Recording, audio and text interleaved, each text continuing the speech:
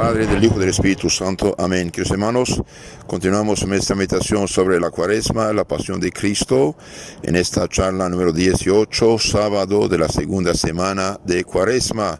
Nos apoyamos en Santo Tomás de Aquino, en su Suma Teológica, cuestión 48, artículo 4. Nos habla Santo Tomás de la Pasión de Cristo, que obró nuestra salvación por medio de redención, de rescate. En efecto, en la primera carta de San Pedro 1:18, el Espíritu Santo, mediante San Pedro, nos dice: sabiendo que habéis sido rescatados de vuestra vana conversación, que recibisteis de vuestros padres, no por oro rescatado, no por oro ni por plata, que son cosas perecederas, sino por la preciosa sangre de Cristo, como de un cordero inmaculado y sin mancilla. Jesucristo es el Cordero de Dios que quita los pecados del mundo. En efecto, San Juan Bautista, el último santo profeta del Antiguo Testamento, lo presentó como Cordero de Dios que quita, que aniquila, que destruye los pecados del mundo. Y el apóstol San Pablo a los Gálatas 3:13 dice: Jesucristo nos redimió de la maldición de la ley, hecho por nosotros maldición. Se dice que se hizo maldición por nosotros en cuanto que padeció por nosotros en el madero de la cruz la pena que nuestros pecados merecen para nosotros. Luego nos redimió por su pasión.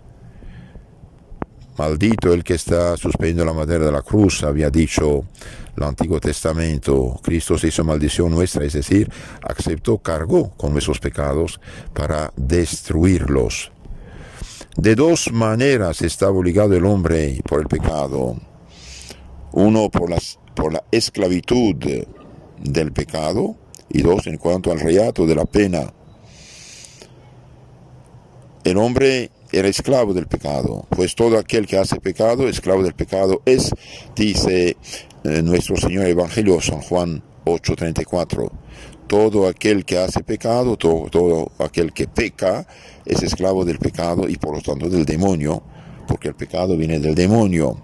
Y porque todo aquel que fue vencido queda cautivo del que lo venció, dice San Pedro, segunda carta 2:19. Entonces todo el que peca es esclavo del pecado, y todo el que es vencido es esclavo del que lo venció.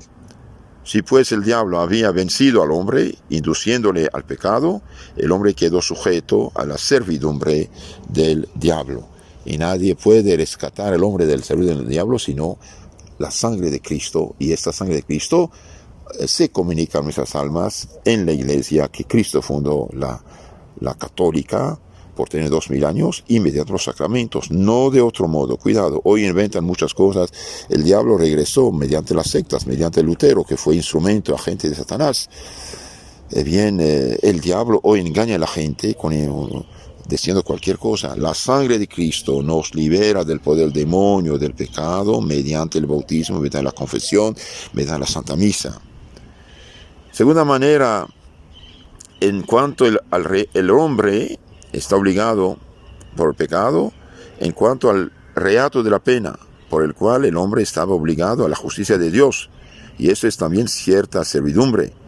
Pues es verdadera servidumbre que el hombre padezca lo que no quiere, siendo propio del hombre libre hacer uso de sí mismo como quiere. Y bien, el hombre esclavo, el hombre obligado por la justicia de Dios, debe padecer lo que no quiere. Mas porque la pasión de Cristo fue satisfacción suficiente y sobreabundante por el pecado y reato de la pena del género humano, su pasión fue como cierto precio por el cual hemos sido librados de ambas obligaciones. Entonces Cristo, por su pasión, por su sufrimiento, por su cruz, por sus dolores, nos liberó de la esclavitud del pecado y de la pena del pecado que merece el pecado como pena eterna del infierno. Cristo dio satisfacción por las dos cosas.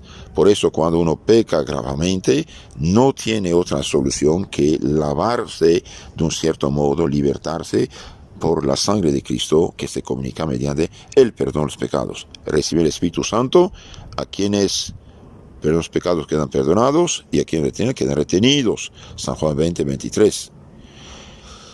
Entonces, la misma satisfacción la hizo Jesús muriendo por nosotros para pagar la deuda del pecado.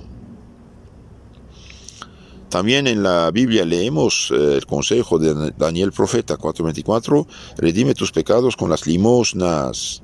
Con las limosnas, el que hace limosna, hace un sacrificio, se priva de algo. Mas Cristo satisfizo no ciertamente dando dinero o cosa semejante, sino dando lo que fue más grande, esto es, a sí mismo su vida dio por nosotros. Cristo nos rescató con una grandísima limosna, dando su vida por nosotros. Y por eso se dice que la pasión de Cristo fue nuestra redención.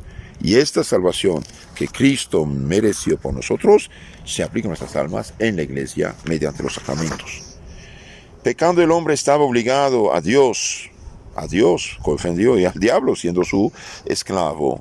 En cuanto a la culpa, había ofendido a Dios y se había sometido al diablo consintiendo con él, de donde por razón de la culpa no se había hecho siervo de Dios, sino que más bien había incurrido en la servidumbre del diablo, apartándose del servicio de Dios. Entonces, cuando uno peca, se aleja de Dios y se hace siervo del diablo.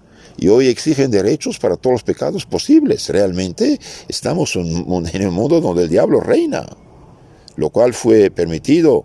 Entonces el hombre se aparta de Dios. Dios permitió esto a causa de la ofensa cometida contra él. Entonces cuando uno se aparta de Dios, bien Dios permite, Dios se retira de un cierto modo y el hombre se hace esclavo del demonio. Pero en cuanto a la pena, el hombre había sido obligado principalmente a Dios como a soberano juez y al diablo como a verdugo. Según aquello, no sea que tu contrario te entregue al juez y el juez te entregue al ministro o al verdugo. San Mateo 5:25. Esto es, al ángel cruel de las penas. Así pues, aun cuando el diablo, en cuanto de él dependía, retenía injustamente bajo su servicio al hombre, engañado por su fraude, no solamente en cuanto a la culpa, sino también en cuanto a la pena. Era, sin embargo, justo que el hombre lo padeciese por permisión divina en cuanto a la culpa y por disposición de Dios en cuanto a la pena. Y por consiguiente, con respeto a Dios, exigía la justicia que el hombre fuese redimido, pero no con respeto al diablo. Y el precio no debía pagarse al diablo, sino a Dios. En sí el diablo no tiene nada que ver con nosotros, es un malhechor, un engañador, alguien que hace fraude, engaño y mentiroso para de la mentira. Entonces cuando el hombre peca, se aleja de Dios y tontamente se pone bajo el poder del demonio y ofende a Dios. Y como Dios perdona sí, pero exige reparación, y bien Jesús, nuestro Señor, ofreció su vida en reparación, en redención, en rescate por nosotros y destruyó el poder del demonio sobre nosotros. Ahora, ¿cómo se destruye este poder del demonio sobre los hombres? Primero en el bautismo. Y si después del bautismo hemos pecado, mediante la confesión. Por eso, la más grande caridad que puede hacer un sacerdote es confesar a la gente, como Santo Cura de Ars, Santo Padre Pío, San Juan Bosco y tantos otros santos que pasaban incluso en tiempo de peste, confesando la gente, como San Carlos Borromeo, por ejemplo. Hoy están cerrando las iglesias, prohibiendo la misa y todo esto, que se tomen medidas de higiene, claro que sí, pero cerrar todo también, hombre, tenemos que tener miedo más a Dios que a los hombres, ¿no? A una enfermedad, que puede ser, pero tampoco no es la catástrofe, todas las precauciones necesarias, pero acercarnos a Dios. Resumen de todo esto, entonces el hombre al pecar ofende a Dios y se hace esclavo del demonio y del pecado. Dios exige reparación, el hombre no puede reparar. Entonces el mismo Hijo de Dios, por caridad y bondad, bien se hace hombre, muere en la cruz, carga con nuestros pecados, ofrece su vida por nosotros y paga la deuda de nuestros pecados a Dios Padre y destruye el poder del demonio sobre nosotros. Ahora, con todos los derechos que exige cualquier hombre, más bien organizaciones ocultas que son inspirados por el mismo demonio, que exigen derecho al pecado. Es una locura esto va a terminar muy mal. Queridos hermanos, nosotros como católicos debemos ser conscientes de esto. El pecado da poder al demonio sobre los hombres, en la medida que respetamos el pecado, lo que no puede ser. En medida que dejamos a nuestros hermanos caer en el pecado como si fuera normal, bien somos también culpables. Todo aquel que hace pecado es esclavo del pecado. San Juan capítulo 8, 24. Porque todo aquel que fue vencido queda cautivo del que lo venció. Segunda Pedro 2, 19. Entonces cuidado. Nadie tiene derecho al pecado. Dios no dio derecho al pecado. El derecho es algo que corresponde a la naturaleza humana. Bien, Dios nunca dio derecho a un hombre casarse con un hombre. ¿Por qué? Porque no tiene sentido. Esto no tiene sentido. Cuidado, cuidado, cuidado. Y es una grande caridad decir la verdad a la gente y luchar contra el error. Luchar contra el error no hay de otra. Si nos callamos como perros mudos, bien, Dios nos pida cuenta de nuestros hermanos. ¿Qué hiciste con tu hermano? Y no seamos como Caín. ¿Acaso soy guardián de mi hermano? Sí somos. Al menos tenemos el deber de tener la caridad de decir la verdad a la gente, caridad de la verdad.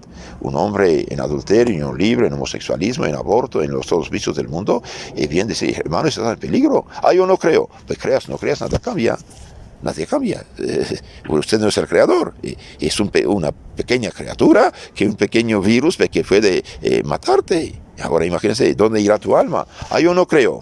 Creas, no creas, nada cambia. Si tu alma es inmortal, no depende de ti. Entonces hagamos penitencia por la gente y seamos conscientes que no hay salvador fuera de Jesucristo.